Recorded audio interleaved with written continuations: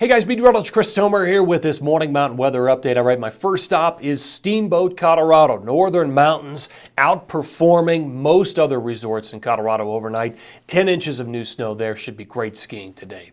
So what's next? All right, here's my bullet points this morning. Here's what I'm seeing. Now it's a waiting game for a lot of the Intermountain West. In Colorado, the snow will end today. Then it turns drier for a few days.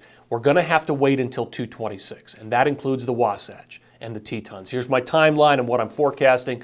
20 to 30 inches between 226 and 227 in that time frame alone in the Wasatch. So 227 is going to be a huge powder day there. Tetons 1 to 2 feet. Colorado 1 to 2 feet. Same timeline, 226 to 228. That will also deliver strong winds because with that pattern shift, the northern branch is going to buckle to the south into the lower 48. And it will probably merge with the subtropical jet at times. So we're going to see some strong winds blow the snow around across the Intermountain West. In the Pacific Northwest in BC, what I talked about yesterday still holds. We're looking at big totals. I've got feet of accumulation for, I'll show you those totals time by time coming up here by time frame. In the Northeast, not much has changed there. Light snow late today through tomorrow morning, and then again some light snow 228 and 229. All right, let me take you back. I want to show you water vapor satellite imagery this morning. So here's what we've got. Our storm system that is delivering that snow to Colorado is right here, and it's departing. So all that's going to end today.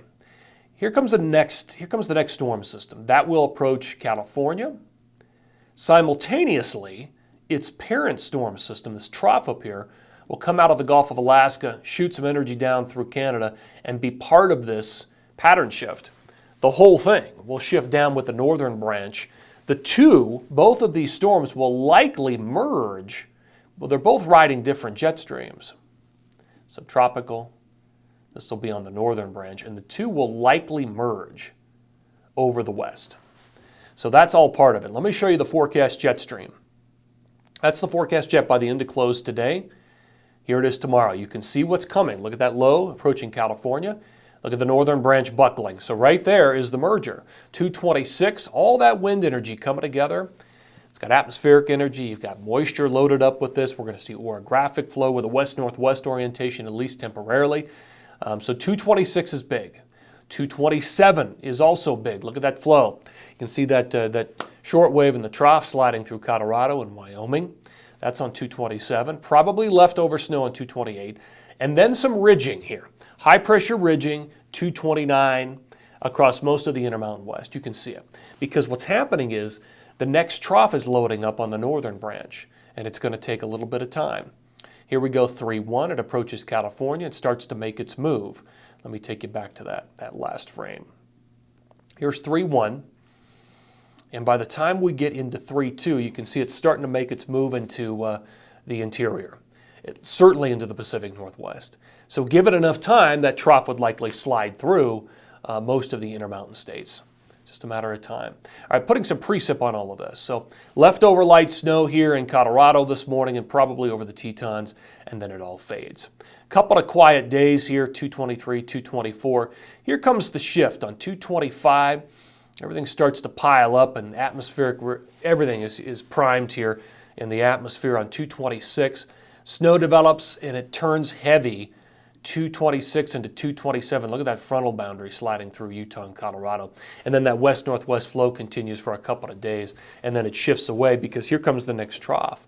Moving in from the Pacific Northwest and it starts to make its move into the interior there on 3-2, 3-3, and 3-4.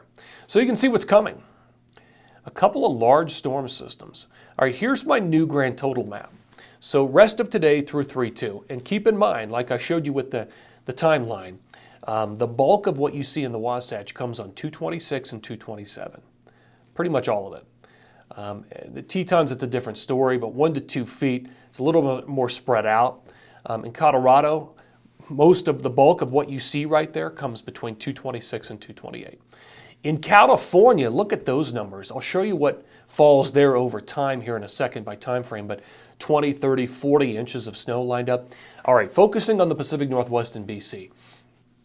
Not much has changed since yesterday afternoon's update. Still looking at probably 1 to 2 feet through Kicking Horse, Revelstoke, Fernie, Sunshine Village, and Marmot Basin. Even bigger numbers along the coastal range, 50, 60, 70, 80 inches. Through Whistler, down through Baker, Rainier, Stevens, 40 to 50 inches in Bachelor and Timberline. So this is going to be a pretty extensive snow. All right, here it is by time period. So first period, very light snows remaining in Colorado and in the Tetons, and then it dries up. Second period, 224 to 225, everything's loading up in the Pacific Northwest and BC. We start to see the accumulation occur up there. Here's the big period. When the door swings open, 226 to 228, all that snow and that energy comes south. 1 to 2 feet Colorado, 20 to 30 inches Wasatch, 1 to 2 feet Tetons. You can see the numbers. They're big. Okay, here is the final time period, 229 through 32. And again, a lot of the energy is locked up in the Pacific Northwest, BC, starting to slide down with the axis through the Sierra. And the numbers in the Sierra are pretty big during this time frame, 20 to 30 inches. But notice how big the numbers are in Washington, BC. Will accumulate a lot of snow during this time period. And then again, the whole thing would continue sliding through Utah, Idaho, Wyoming, and probably Colorado, given enough time. All right, one last stop. Let's go to the Northeast. 222 through 32.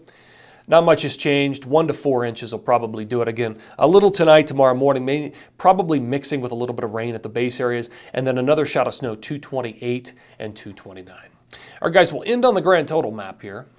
Grand totals by late on 3-2 are impressive. Anywhere in purple is over a foot. And this accounts for basically two storm systems, two major storm systems coming through the west during this time period. All right, guys, that's going to do it for this morning Mountain Weather Update. Have a wonderful day today, and thanks for tuning in.